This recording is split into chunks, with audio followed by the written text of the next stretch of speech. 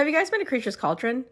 They're located at 128 North Broadway, Lexington, Kentucky. I heard there was a Harry Potter themed coffee shop when I was visiting Kentucky and absolutely had to stop. With every surface covered in deep hues or gold, the element of magic is all around.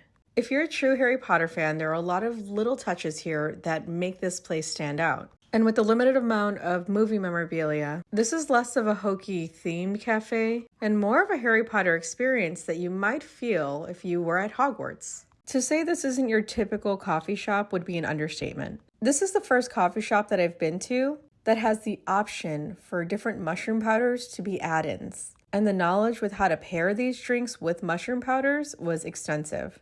And just so you know, if you get the ashwagandha powder, you're gonna need to do the butter brew because it's gonna offset the bitterness of the mushroom. I wasn't willing to take that risk. And while the unicorn tears, which was recommended to me by the owner, which is filled with lavender, honey, and vanilla, sounds amazing, the moment I walked in, my decision was made. Because while I'm here for Harry Potter, I am a Narnia fan. And I'm gonna do the lion's mane in something called a white witch. I'd like to mention that the service here was exceptional. There was a small line, an order had come in, and there was one person kind of running everything.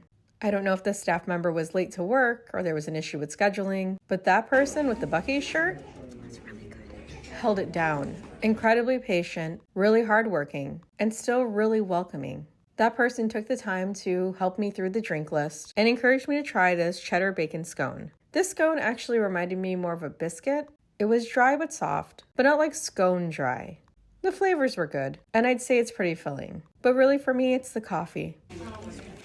But really, where else am I going to get a white witch from? This place really was magical. And as far as pricing goes, it's basically what you see at most coffee shops. But it's just so extra here, in the best way.